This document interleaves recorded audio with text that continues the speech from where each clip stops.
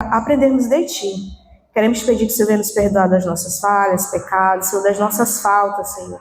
E que o Senhor venha, Senhor, falar conosco essa noite. Que o Teu Espírito Santo venha trazer, Senhor, entendimento e clareza, Senhor, daquilo que o Senhor quer que nós venhamos aprender, Senhor, a partir do texto lido hoje. Que nós venhamos sair daqui, Senhor, diferente de como entramos, que nada venha tirar, Senhor, a nossa atenção da Tua palavra, Senhor, e da Tua vontade, Pai. Essa é a nossa oração, em nome de Jesus. Amém. Gente, hoje eu tô com a sinusite atacada. Quando chove, é desse jeito. E aí eu tô dando umas fungadinhas pra eu não espirrar, né? Mas vai dar tudo certo. Aí se o meu irmão Alexandre quiser aumentar um pouquinho aqui o ar da frente... pode desligar, melhor. Que aí eu vou ficar sem ar, vai faltar voz, vocês vão pensar que eu tô chorando. Mas eu não tô chorando. É a voz que tá faltando. Então, gente, vamos lá. A gente viu na quarta passada, né? Ali o retorno, né, das 2 tribos e meias para antes do Jordão.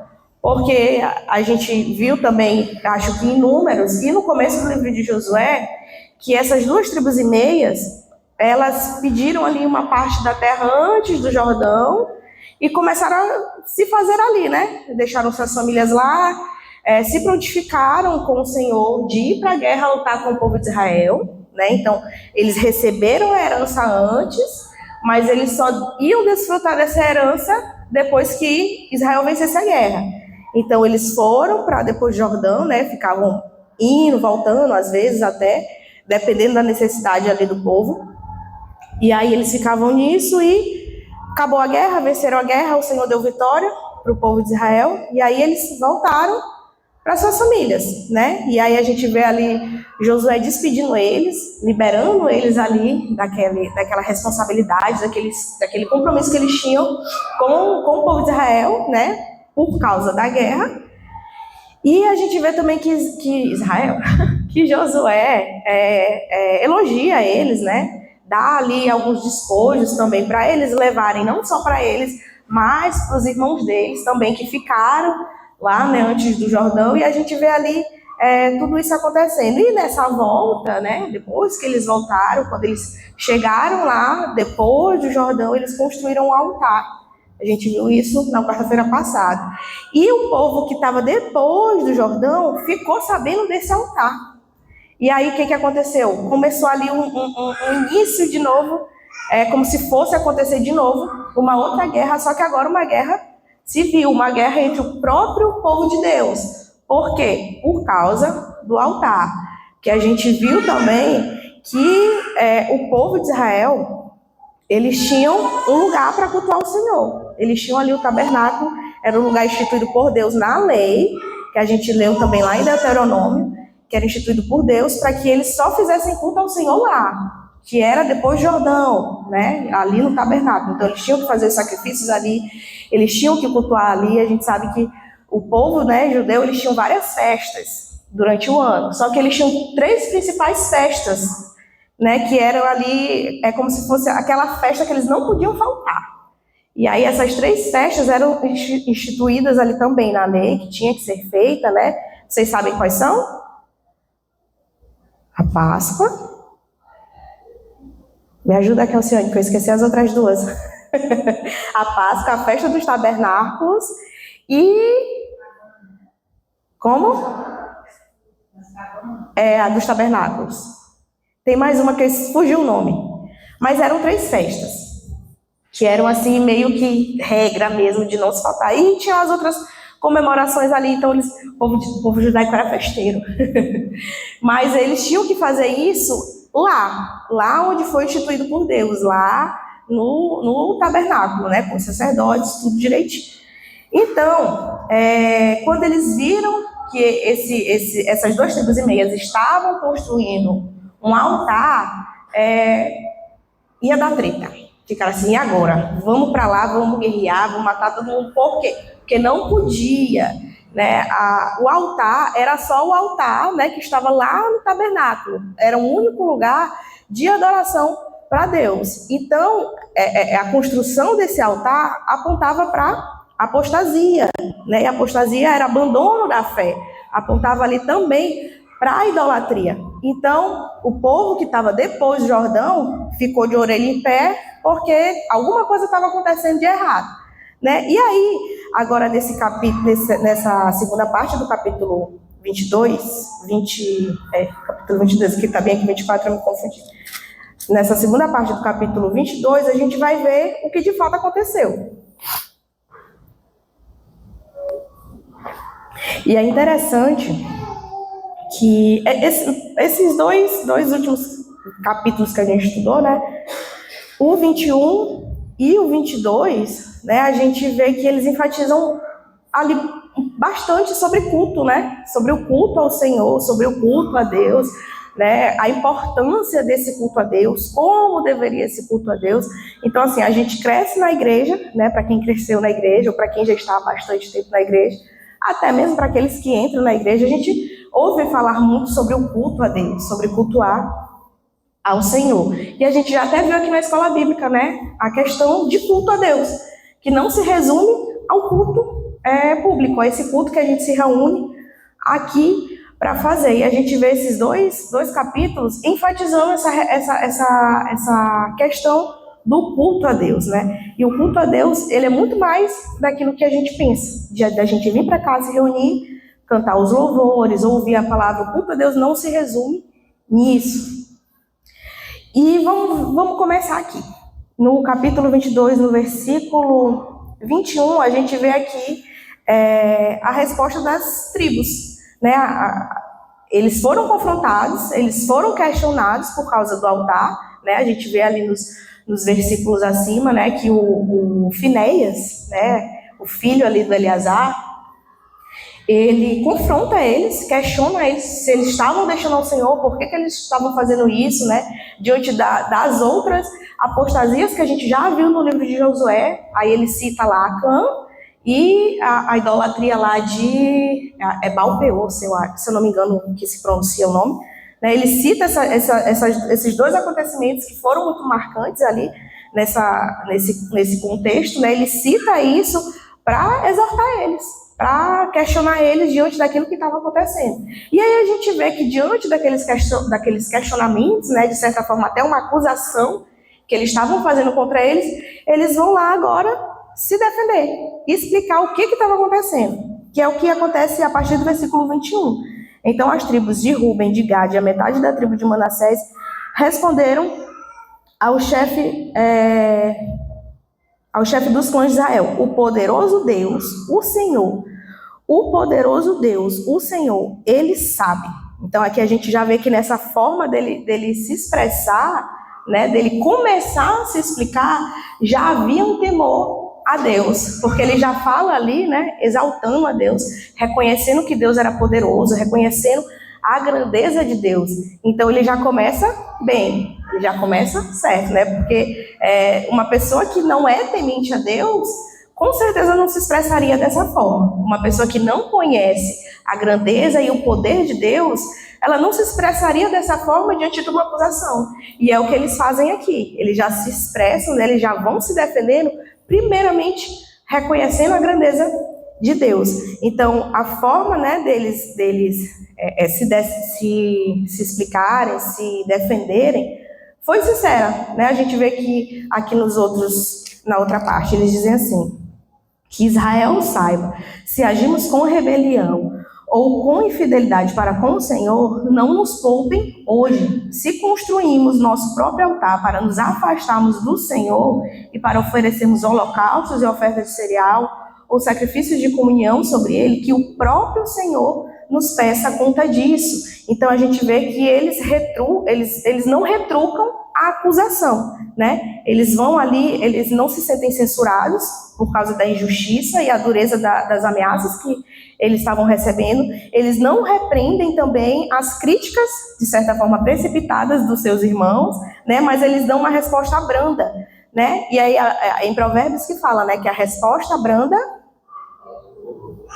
alivia o furor, alivia a ira, né? E muitas das vezes falta isso na gente. A gente recebe ali uma acusação, a gente recebe às vezes uma crítica, né? E quando a gente escuta a palavra crítica, a gente já fica meio assim, tá me julgando, tá me criticando, tá falando mal de mim, tá apontando o dedo para mim. E muitas das vezes a crítica, né? Talvez não muitas das vezes, mas em alguns casos a crítica, ela é o quê? Para nos fazer crescer, para nos melhorar, né? Para a gente identificar algo na gente que a gente precisa melhorar. Eu estava com as meninas semana passada, né, conversando com elas, Help, Camila e Débora, a gente conversando, e aí eu estava comentando com elas um acontecimento da minha adolescência, né, que um líder falou para mim algo em relação a mim e me magoou muito. Só que eu não fiquei zangada com ele. E assim, não por intenção, né, porque talvez se eu não fosse cristão, talvez eu tivesse ficado. Mas ele falou uma característica minha, né, de forma muito... Assim, ele me entregou, ele não poupou palavras para me falar. Só que eu não fiquei zangada, eu fiquei muito triste, né, porque ouvir uma crítica nem sempre é fácil. Mas eu não fiquei zangada com ele. E eu percebi que a partir daquilo ali que ele me falou, eu comecei a mudar algumas atitudes, algumas reações que eu tinha, né, por conta daquilo que ele me falou. E de fato, depois de um tempo, né, eu percebi que aquilo que ele me falou me fez crescer, me fez melhorar coisas que eu precisava melhorar, né? Então, às vezes a gente precisa receber críticas e saber lidar com elas, né? Nem sempre uma crítica é uma crítica simplesmente por jogar, porque a pessoa não gosta de mim, tá me criticando, não. Às vezes é alguém que quer o seu bem, né, que chega ali e fala alguma coisa para você, fulano, presta atenção nisso aqui, fulano, vamos melhorar nisso aqui, fulano, vamos analisar a situação de uma outra vertente, com outro olhar, será que tu não se passou um pouquinho? Eu trabalho com 3 meninos, gente, tem que ter paciência com eles. E a gente brinca muito, né, às vezes, de questionar, perguntar alguma coisa assim, e às vezes a gente dá uma resposta seca, sabe assim, quando alguém te pergunta e tu responde logo, né? E aí eles brincam muito disso, vixe, tá se passando, assim, tá sendo ignorante, mas é uma brincadeira, né, que eles falam. Só que às vezes, né, a gente pode levar alguém a nos interpretar mal por conta disso, né? Às vezes a gente fala alguma coisa ali, às vezes sem medir palavras, né? Ou até mesmo pensando bem, mas a forma que a pessoa recebe já leva ela para um outro extremo. Vou ficar magoado, vou ficar zangado com meu irmão. Não vou mais para a igreja porque o pastor chamou minha atenção. Mas não vou mais porque o pastor me chamou para falar alguma coisa em relação ao meu filho, né? Tem muita gente que não sabe receber uma crítica, uma exortação, né, um aconselhamento dessa forma. Só que quando a gente está no ambiente de igreja, a gente precisa entender que a gente está aqui para se ajudar. A gente está aqui para se exortar, para se melhorar, né? Eu me esqueci o nome da expressão que a gente usa, tipo de não sei o que, afiando, não vou lembrar agora. Eu ouvia muito é tipo um ditado popular, não vou lembrar, por ferro, que a Luciane quase lembrou, mas fugiu. Enfim, voltando aqui. Então a gente está aqui para a gente se ajudar, para a gente crescer, para a gente se exortar, mas isso em amor, que foi o que a gente viu que eles fizeram lá nos versículos que a gente leu na quarta-feira passada, né? Porque quando eles exortam ali, eles por conta do altar, ao mesmo tempo eles dizem assim, larga isso aí se esse negócio está fazendo vocês pecar, se esse lugar está fazendo vocês pecar. Se está fazendo vocês pecar, vem morar com a gente. Vem pra cá, por mais que essa herança aí seja de vocês, a gente já recebeu a nossa, a gente divide a nossa com vocês para vocês não pecar. Então a gente vê que eles exortaram sim, eles estavam dispostos a matar e morrer para honrar o nome do Senhor, mas isso em amor, porque eles não simplesmente exortaram, eles chamaram eles ali para sair do pecado. Então a exortação sempre tem que ser assim, e visando também resgatar o nosso irmão, se ele está perdido, se ele está indo para o inferno, se ele está longe dos caminhos do Senhor, a exortação tem que visar trazer o nosso irmão para perto de Deus, amém? Então aqui a gente vê que eles dão ali uma resposta branda diante da acusação, eles não se irritam, eles não ficam ofendidos, eles não ficam chateados, mas eles já começam ali se defendendo de uma forma ali sincera e de uma forma reconhecendo a grandeza de Deus diante daquela situação, diante da vida deles, porque eles começam logo exaltando o nome do Senhor, né? E aí, após colocarem as razões deles de forma clara, né, eles explicam por que eles fizeram esse altar. Aí a gente vê que a opinião dos irmãos deles, né, das tribos depois do Jordão, começa a mudar, né? Eles dão a resposta de forma branda, e a resposta clara que eles dão, eles são muito sinceros e diretos diante do porquê que eles construíram aquele altar. Os irmãos dele, não, peraí, tem alguma coisa diferente, tá? A gente talvez tenha entendido errado. Como os meninos que trabalham comigo dizem, talvez a gente tenha se passado um pouquinho, né? Então aí eles já começam a ter uma clareza ali diante da situação. Então a gente precisa ter equilíbrio nesse tipo de situação, nesse tipo de confronto, nesse tipo de exortação, né? Confrontar não é atacar o outro de forma física ou emocional. O ouvir também faz parte. Então, quando a gente vai ali tentar se conciliar ou conciliar o irmão, a gente precisa se comunicar. E às vezes a gente esquece que o se comunicar também é ouvir. A gente só quer falar. A gente só quer... Não, mas a Bíblia diz isso, isso, isso, isso. Não, mas o pastor aquele dia falou isso, isso, isso, isso. Mas na escola bíblica eu aprendi isso, isso, isso. Ouve o irmão também. Ouve a questão dele. Ouve a fraqueza dele. Ouve talvez o pecado dele, né? Talvez ele esteja ali passando por alguma... porque ele está pecando, né? Às vezes a pessoa tem vergonha de contar os pecados, né? Mas outras não. Tem outras que conseguem falar, conseguem expor. Mas o importante é a gente ter equilíbrio nessas situações. A gente precisa saber ouvir, né? E Tiago 1,19 fala que a gente precisa ser tardios para falar e prontos para ouvir, né? A gente entende que ali tem um outro contexto, né? Mas a gente, de fato, precisa ser tardio para falar. Às vezes a gente só quer falar, só quer chegar falando, só quer chegar, né? Eu lembro de uma líder que eu tive, que ela falava muito de, tipo assim, quando ela dava alguma tarefa, alguma coisa para alguém fazer, ela me ensinou que quando a gente vai... eu dei uma coisa para a Kelsiane fazer, que a Kelsiane está começando na igreja agora, e aí eu dei uma coisa para a Kelsiane fazer. E aí, Kelsiane executou, tudo bonitinho. Depois que Kelsiane fez isso tudo, eu vou chamar a Kelsiane para dar um feedback para ela sobre aquilo que ela executou, né? E aí ela disse que nessa questão do feedback é interessante a gente começar elogiando a pessoa. Parabéns, foi legal, saiu tudo muito bem, tu te preparou e tal. Mas, por que ela fala isso, né? Porque ela disse que como a gente chega é como marca a pessoa, né? E às vezes a gente não sabe chegar. Quando a gente já chega acusando, apontando o dedo, né? A pessoa já vai ficar ali marcada com aquilo ali. Né? E muitas das vezes a gente precisa, e é isso que é ser brando, né? Ter equilíbrio, saber falar, saber se comunicar. Então, chegar, né? Elogiar, e aí a gente vai corrigir. Mas tu poderia ter estudado um pouquinho mais. Será que não faltou um pouquinho mais de atenção nisso aqui? Alexandre faz isso comigo na escola bíblica, na aula. Né? Às vezes a gente prepara ali a aula e a gente conversa entre a gente, né? Talvez a gente tenha que melhorar nisso aqui, talvez a gente tenha que apertar um pouquinho mais nisso aqui, né? Então isso faz parte, isso é se comunicar. E para a gente exortar, para a gente aconselhar o nosso irmão, a gente precisa saber se comunicar. Não é simplesmente chegar e jogar uma enxurrada de Bíblia em cima dele sem saber ouvir.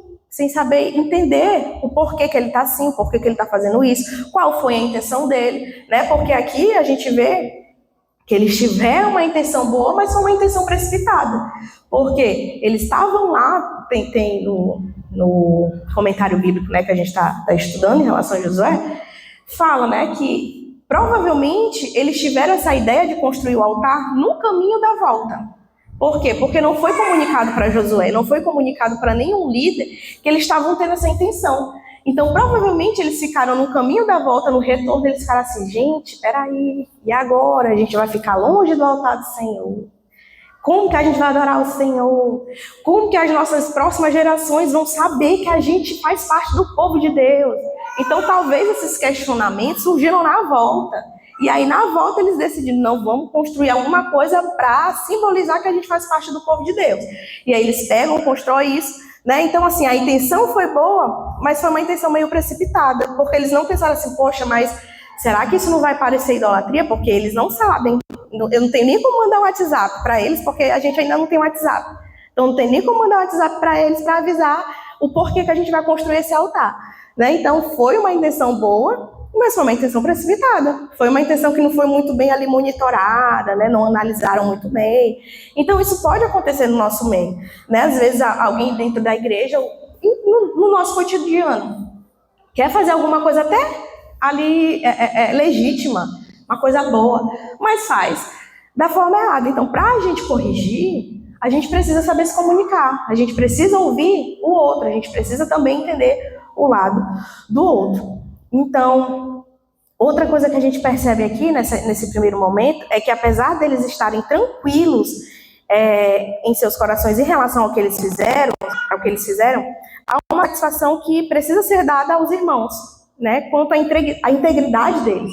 Então, eles poderiam simplesmente pensar assim, não, mas eu não tô praticando idolatria, eu não estou querendo adorar ou cultuar nenhum outro Deus, ou obedecer aquilo que Deus instituiu. Essa não é a nossa intenção. Eles que têm de errado para lá. Eu sei de mim. Eles que para lá. Não tem nada a ver com isso. Eu sei que eu estou fazendo certo. Mas a gente vê que eles não agem assim. Né? A gente está no mesmo patamar. Porque eles também eram tribos, né? Eles também tinham. Eles não usam da jurisdição dele, da posição. A gente vê que são vivos, eles todas as acusações respondem, né? Mas eles respondem, eles vão lá dar satisfação, eles vão lá explicar, né? Então eles entendem a importância de mostrar a idade deles para os irmãos dele, né? Isso é viver a piedade, é realmente, porque às vezes, quando a gente não se preocupa com esse tipo de coisa, a gente pode levar o nosso irmão a pecar, o nosso irmão ao erro. Eu devo satisfação só para Deus. Deixa eu ver se o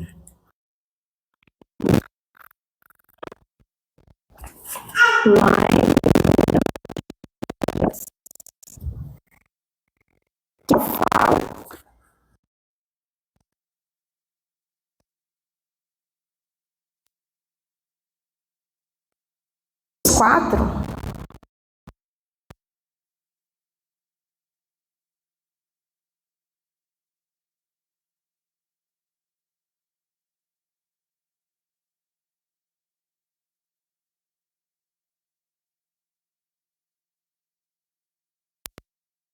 Não julguem nada antes da hora devida. Esperem até que o Senhor venha. Ele trará a luz.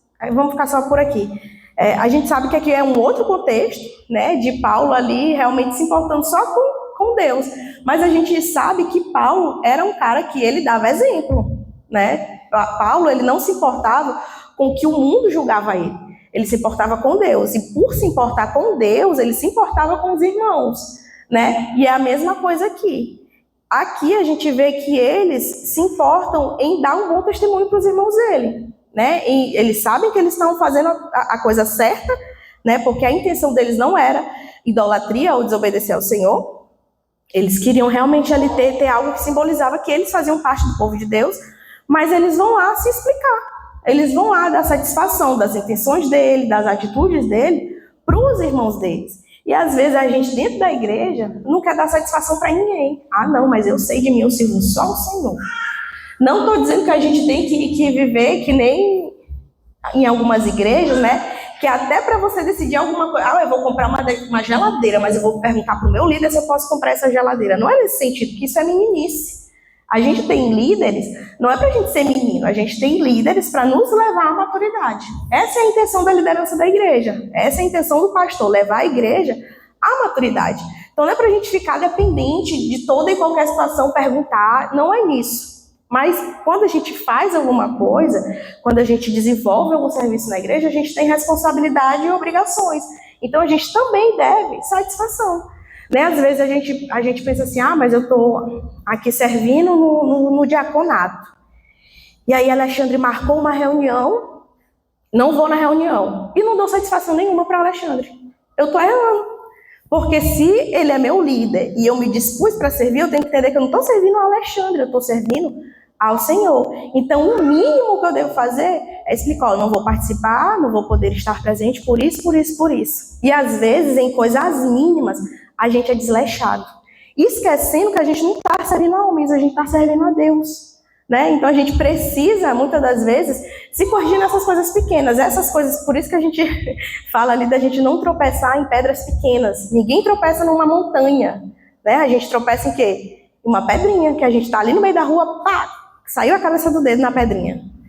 Por quê? Porque a gente não presta atenção nessas coisas. Muitas das vezes a gente não dá valor para essas coisas. Falta, não dá satisfação. Ah, não, mas vai ter ali a gincana bíblica. Não vou participar. Por quê? Porque eu não quero. Se esquecendo que a gente tem que dar um incentivo para o nosso irmão. Porque como o corpo de Cristo, é uns aos outros. Então, uma vez a Neuza comentou disso, né? Que às vezes a gente não ir acaba desmotivando o irmão de não ir. A gente não participar não fortalece o irmão de participar também. Né? E é isso, é ser igreja também. Isso é servir ao Senhor também. Isso também é cultuar o Senhor. E muitas das vezes a gente deixa isso de lado, a gente deixa isso passar. E são coisas pequenas que nós, enquanto igreja, precisamos melhorar. Precisamos nos dedicar um pouquinho mais.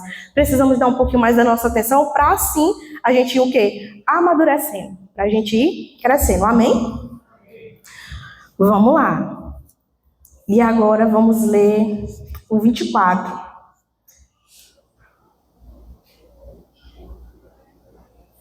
Ao contrário, fizemos isso, temendo que no futuro os nossos descendentes digam, que os seus descendentes digam aos nossos, que relação vocês têm com o Senhor, com o Deus de Israel, homens de Ruben e de Gade. O Senhor fez do Jordão uma fronteira entre nós e vocês. Vocês não têm parte com o Senhor. Assim, os seus descendentes poderiam levar os nossos a deixarem de temer o Senhor. Sabe um exemplo muito bom que às vezes a gente comete brincando, mas que exemplifica muito isso aqui? Sabe aquele irmão que, não está vindo na igreja, faltou 2 semanas na igreja, aí quando o irmão chega a gente faz o quê? Ixi, irmão, estava desviado. E... Gente, quem nunca brincou? Eu já brinquei, não vou mentir, eu já brinquei com isso. E já brincaram comigo também. Né, do irmão faltar, o irmão não tá vindo, e a gente diz o quê? Vixe, tá desviado, vamos para aceitar Jesus de novo. E isso é visitante, seja bem-vindo. Gente, a gente brinca muito com isso, né? Mas assim, é brincadeira, mas exemplifica o que está acontecendo aqui. Porque o que acontece? Por eles estarem lá do outro lado do Jordão, e o culto ao Senhor, o tabernáculo, né, o local de adoração, está depois de Jordão, eles estavam preocupados de as próximas gerações não serem reconhecidas como parte do povo de Deus. Né? Então, eles estavam ali preocupados com a identidade deles. Eles não seriam reconhecidos como povo de Deus. Talvez aqueles que estivessem lá depois de Jordão, junto ao templo, junto ao tabernáculo, quando fosse o dia das festas, né, que eles têm que ir lá fazer os sacrifícios anuais, pelo povo, o sacerdote, pelo povo e por ele mesmo e tudo mais, eles chegarem lá, não, vocês aqui, eu não conheço vocês. Como vocês, parte do povo de Deus? Cadê a marca? Cadê a identidade? Onde é que comprova que vocês fazem parte do povo de Deus? Não, o Jordão separa a gente, vocês para lá, a gente para cá. Então era uma preocupação que eles estavam tendo, né, deles serem meio que ali deixados de lado dessa participação de povo de Deus. Então eles estavam com uma preocupação legítima. Eles, na verdade, tinham edificado algo com forma e estilo de um altar, mas não haviam dedicado para uso religioso, né? Então, eles, por mais que aquilo ali parecesse um altar, não era para uso religioso. Eles apresentam um relato dos seus medos, com receio de que, com o passar do tempo, seus descendentes, estando longe do tabernáculo, pudessem ser vistos e tratados como estrangeiros, como não tendo interesse pelo altar e pelo sacrifício. de lá. Então, a preocupação ali das duas tribos, né, não era em construir um outro altar, era uma questão de identidade, deles serem reconhecidos como parte do povo de Deus, né? Era uma preocupação com o culto. Então, assim, a preocupação com o culto a Deus, porque a preocupação deles era essa, o culto a Deus, daqueles próximos descendentes, que eles pudessem fazer parte do culto a Deus, deles não chegarem lá e serem, não, vocês são estrangeiros, e estrangeiros não podiam fazer parte, era o povo de Israel, o povo de Israel que podia fazer parte das festas, podia ali cultuar junto com eles, e eles não queriam ser colocados de fora. Então, a preocupação com o culto revela quem a gente é, revela de fato quem nós somos, né? E aí eu estava vendo um vídeo do pastor Pedro Dutti, e ele diz que o culto a Deus enfatiza 3 pontos importantes, que é a fidelidade a Deus, a pecaminosidade da igreja e a identidade da igreja, né? Então, a nossa adoração a Deus, ela deve ser resposta de quem Ele é. Isso é culto a Deus. Então, o nosso culto a Deus não é porque Deus me abençoa, é porque Deus é Deus, é porque Deus é poderoso, é porque Deus governa a minha vida, é porque Deus me criou, é porque Deus é quem Ele é. Então, o nosso culto a Deus é resposta a quem Deus é. Não é porque Deus faz as coisas na minha vida, ou porque Ele não faz as coisas na minha vida, e eu venho para o culto chorar, né? Então, a mentalidade de culto a Deus precisa ser mudada, ela precisa ser entendida. Culto a Deus não é só isso aqui que a gente faz, não é só esse ajuntamento, não é só essa reunião para a gente aprender, para a gente louvar, para a gente adorar, para a gente ter a nossa comunhão. Não é só isso. Isso faz parte? Faz. A gente viu isso na escola bíblica, né? Que isso é importante enquanto comunidade, enquanto corpo de Cristo. Mas o culto a Deus é uma resposta de quem Ele é. Então, o meu culto a Deus não é só aqui dentro da igreja, é lá fora também.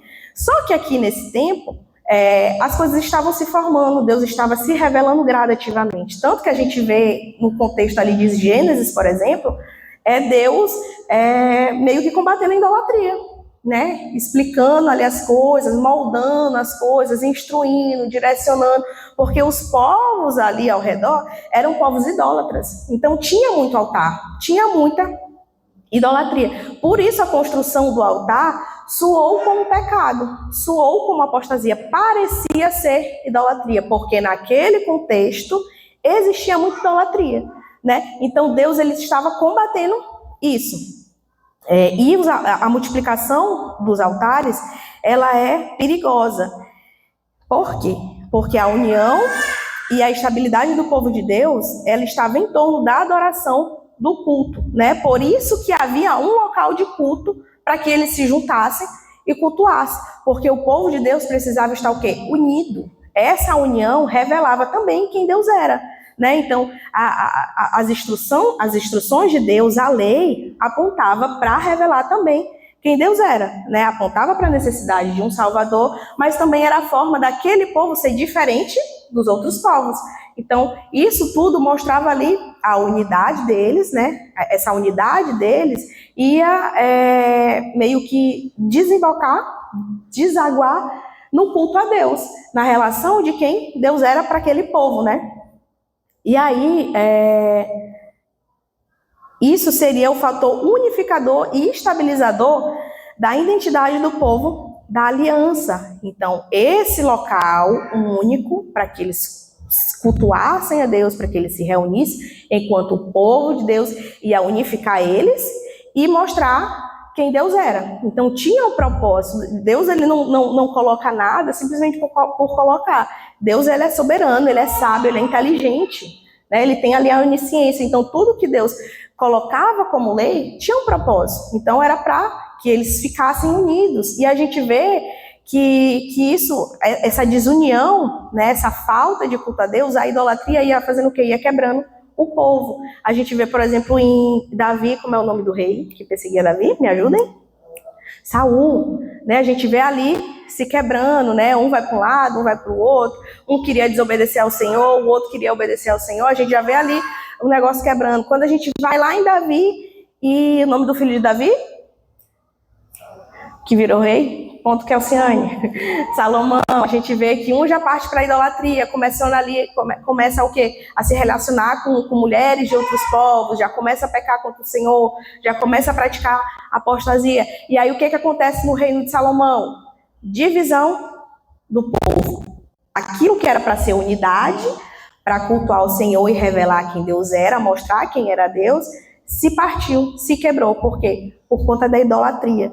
Então, essa proposta de um lugar único para eles adorarem a Deus, era para que o povo se mantesse unido, para que o povo se mantesse unificado, para que a igreja, que naquela época era o povo de Israel, se mantesse firme e fiel a Deus, para que eles tivessem a identidade deles ali pronta, compromissada. Não, esse aqui é o povo de Deus. Por isso que o pastor explica lá, né, que isso, o culto a Deus enfatiza essa fidelidade a Deus, a pecaminosidade da igreja. Por quê? Porque a gente vê em muitos momentos eles partindo para a idolatria, eles deixando a Deus, eles desobedecendo a Deus. E a identidade da igreja. Então, quando a idolatria entra no meio do povo de Deus, o povo de Deus se parte, né, e aí começa o quê? A idolatria dentro do povo de Deus, começa o povo de Deus a deixar o Senhor, começa o povo de Deus a ser separado.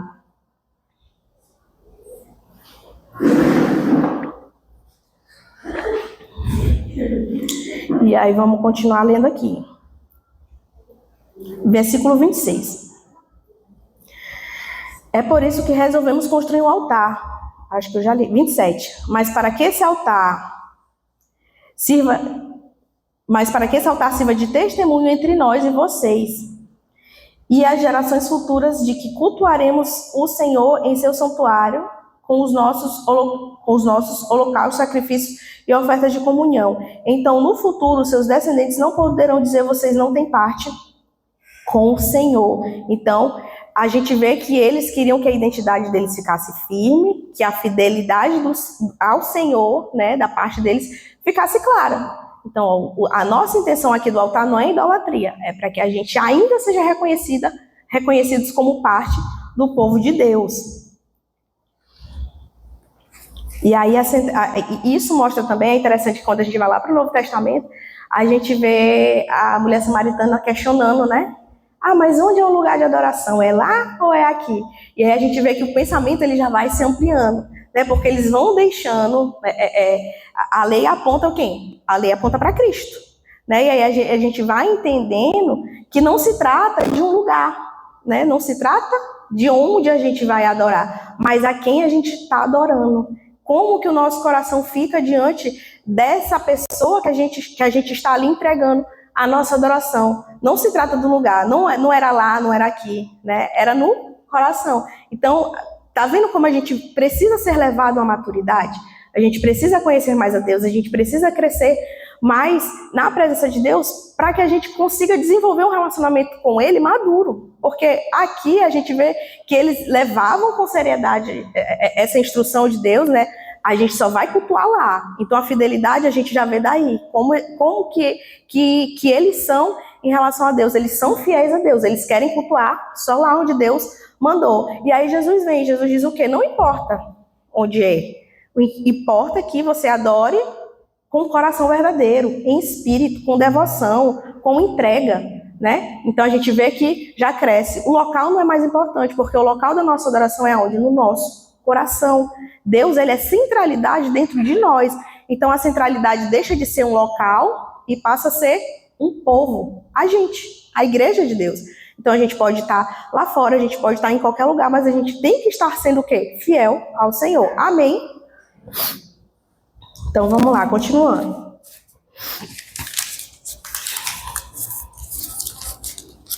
Eles demonstram ter cuidado com a pureza da adoração e com a unidade de sua igreja, que era o povo. Então, o cuidado deles ali era com a adoração, né, o culto a Deus, mas também com a unidade, porque eles queriam continuar sendo reconhecidos como o povo de Deus, né? E quando a gente divide, né, as nossas atenções culticas, né, o povo tem a sua identidade corrompida, né? Porque o que gera quando a gente cria outros altares? Gera apostasia, gera rebeldia e gera infidelidade. E aí essas três coisas apontam para uma despreocupação com o culto a Deus. E quando eu falo de culto a Deus, não é só culto público, é o culto com a nossa vida. É a nossa devoção a Deus sendo corrompida. Então, às vezes a gente pode pensar assim, mas eu não adoro nenhum santo, eu não adoro, não vou pro carnaval, eu não sou como foi a aula que tu teve com os adolescentes, Cassiane, de não passar debaixo de escada, não sou supersticioso, né? Eles aprenderam lá sobre superstições. Eu não sou supersticioso, eu creio só em Deus. Mas aí tem preguiça de vir para o culto. Eu não vou para o culto porque eu estou com preguiça. Um altar, a preguiça. Mas eu tenho preguiça de ler minha Bíblia, eu não vou ler minha Bíblia. Outro altar, irresponsabilidade com a palavra de Deus. Mas eu não gosto de servir. Não, tenho preguiça, é estressante, é cansativo, eu já trabalho, não vou servir na igreja. Outro altar, indisposição com a casa do Senhor. Então, às vezes, a gente é corrompido por coisas que a gente nem percebe. A preguiça de vir para a igreja, a preguiça de estudar a palavra de Deus, a preguiça de orar, isso tudo são altares que estão sendo ali construídos na nossa vida e a gente não percebe. E a gente acha que a gente está sendo fiel porque a gente não adora um santo. Porque a gente não é supersticioso, porque a gente não vai para a igreja católica, porque a gente não reza, a gente ora. Né? Então a gente vai justificando os nossos altares, que a gente nem percebe que a gente está construindo nas nossas vidas.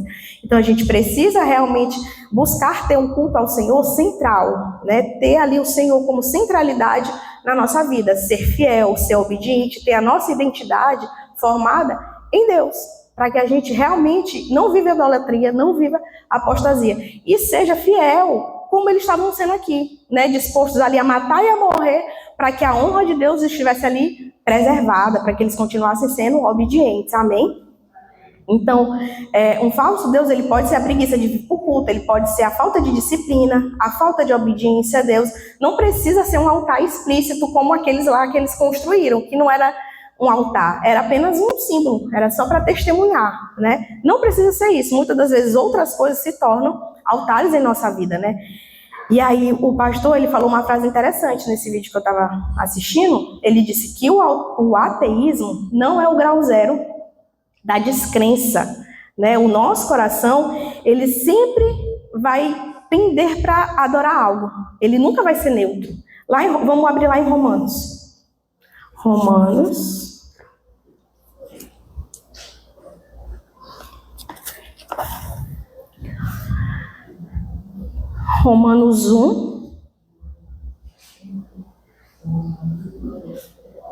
Vamos ler a partir do versículo 20. Romanos 1, 20.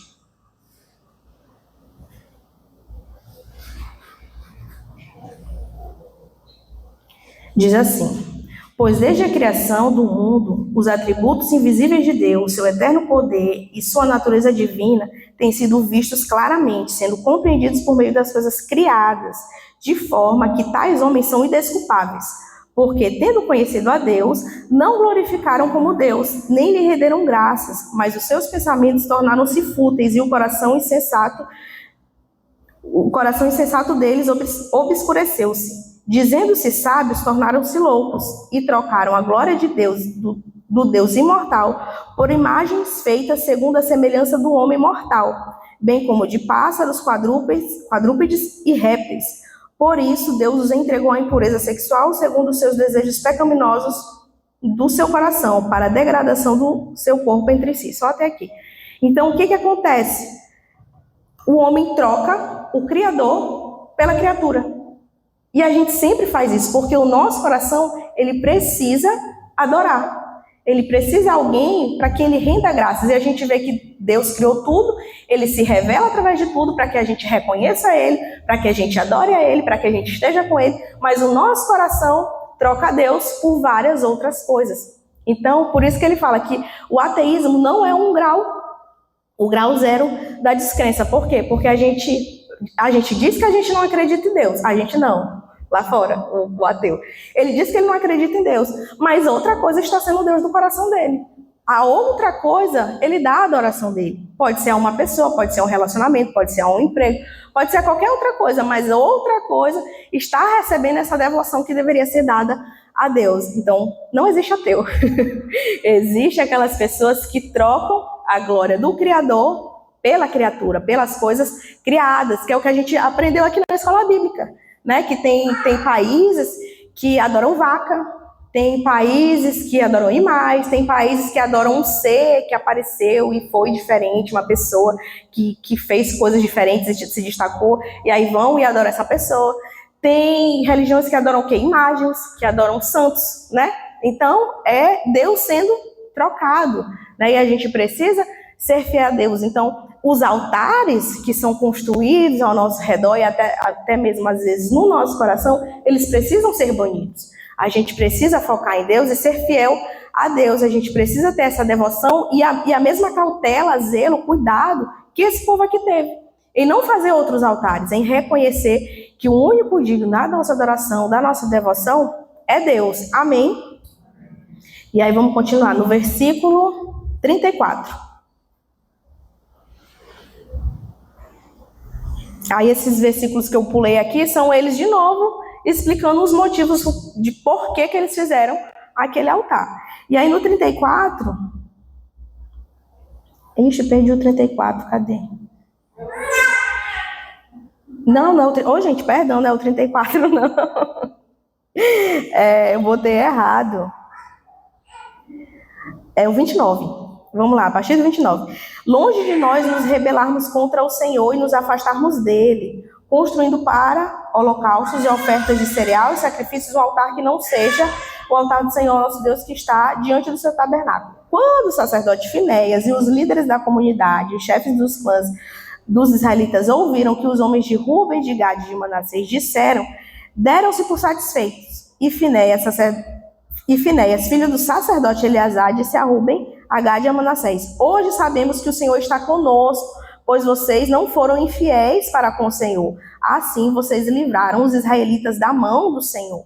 A gente vê o que é a unidade deles. Porque lá na primeira parte do versículo 22, a gente vê eles entendendo que a pecaminosidade dessas tribos ia fazer com que Deus pesasse a mão sobre todo mundo, né? Aí ele cita quem? Acã. Acã pecou e a família toda morreu. Morreu o gado, morreu todo mundo, né? Então eles entendiam que essa pecaminosidade contaminava todo mundo. E aí todos eles poderiam sofrer as consequências disso. Então eles eram também tementes por causa disso, né? Era o zelo com Deus principalmente, mas um temor disso acontecer. E aí aqui, quando eles reconhecem que eles estavam sendo fiéis ao Senhor, eles falam o quê?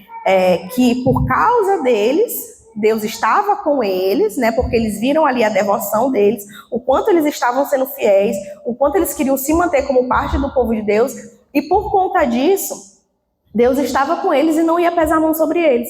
Então, a visão de unidade que eles tinham era muito clara, porque eles saem para matar, né? Se eles estivessem pecando, se eles estivessem praticando a idolatria, mas quando eles veem que isso não era idolatria, que isso não era o que parecia, eles também reconhecem que a bondade de Deus ia estar sobre eles, que Deus ia estar com eles por conta dos seus irmãos. Então a visão deles, enquanto povo de Deus, era unificada. Eles viviam realmente em unidade.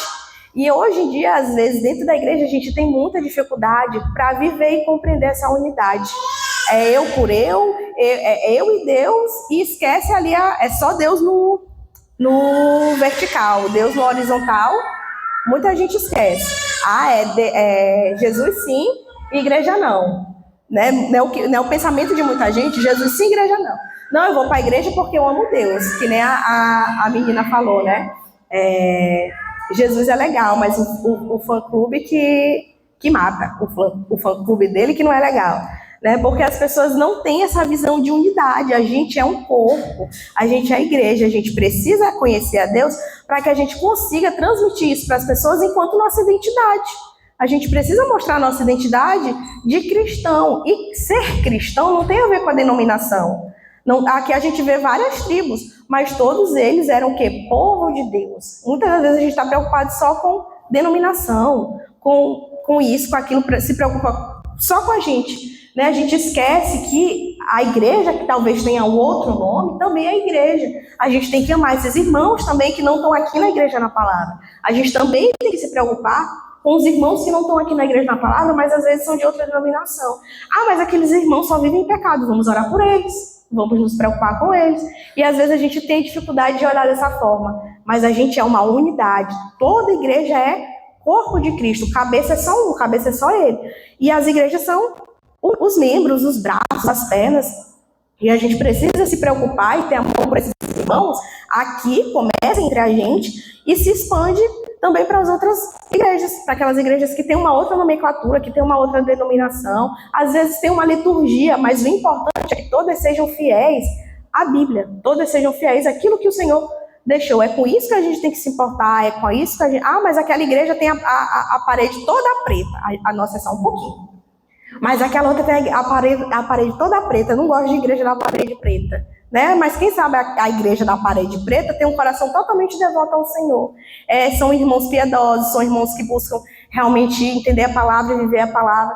Então, muitas das vezes a gente se preocupa com tantas outras coisas e esquece do principal, que é ser fiel ao Senhor. Amém? E aí a gente vê que em tudo isso, né, quando a gente lê esses relatos dele aqui, eu estava lembrando de Daniel, né, porque Daniel, ele foi alguém que estava ali cercado, né, gente, quando Daniel é levado, eles fazem de tudo para mudar o quê? A identidade de Daniel, muda o nome de Daniel, muda isso de Daniel, muda a comida de Daniel, muda as vestes, muda tudo de Daniel. Não Daniel nosso pastor, tá, gente? Daniel o profeta. Mudar tudo dele para quê? Para que a identidade dele fosse mudada, para que a pessoa dele fosse ali mudada. Mas Daniel, ele tinha um culto central. Mesmo no ambiente de idolatria, ele se mantém o quê? Firme, ele se mantém fiel. Nada abala em quem ele crê, nada abala quem ele é, em quem ele crê. Ele continua sendo fiel a Deus. Pode matar ele, pode jogar ele pro leão, pode jogar ele pro fogo, pode fazer o que quiser. Mas ele se mantém firme a Deus, né? E como essa postura dele influencia também os amigos. Porque assim como ele se manteve firme, os amigos também se mantiveram firmes. Então, como que realmente, assim, a importância da gente cultuar a Deus, entender o que é culto a Deus, entender como que a gente precisa ser fiel a Deus em meio a qualquer lugar, é importante. Como isso vai também beneficiar a nós e aos nossos irmãos. Porque aqui a gente vê que todo esse zelo, toda essa dedicação ali ao culto a Deus, à honra de Deus, a obedecer a Deus, faz com que eles se tornem mais unidos, faz com que eles fiquem firmes, e como que isso também faz com que Deus abençoe eles em unidade, porque a gente vê que Deus, quando a gente viu no versículo, na quarta-feira passada, né, eles foram surpreendidos com bênçãos que eles não estavam esperando, né? E aqui eles reconhecem, né, a tribo que estava depois do Jordão, no caso. Eles reconhecem que por conta daqueles irmãos, do zelo daqueles irmãos, da intenção deles em criar ali um símbolo para que eles se mantivessem parte do povo de Deus, faria com que Deus também estivesse com eles, com que Deus também abençoassem eles. Então eles não se viam como tribos individuais, eles se viam como povo de Deus. E aí, o pecado, ele nos assedia o tempo todo. A fidelidade a Deus e ao pacto que ele estabeleceu conosco é que deve ditar a nossa maneira de viver. Então, a gente precisa entender que não existe... a gente nunca vai se encontrar longe de Deus. A gente precisa estar firme em Deus, a gente precisa conhecer a Deus, e a gente precisa cultuar a Deus onde e qualquer lugar que a gente estiver. Sempre buscando ter a nossa identidade e a nossa fidelidade ali ao Senhor. Amém? E esse é o final que a gente vê aqui, né? Lá no versículo, agora no 32. Então, Finéias, filho do sacerdote Eleazar, e os líderes voltaram ao encontro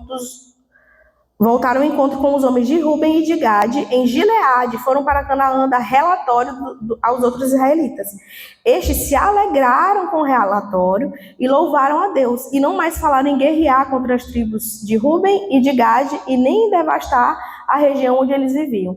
Os homens de Ruben e de Gade deram ao altar este nome, um testemunho entre nós que o Senhor é Deus. Então a gente vê ali realmente a unidade do povo.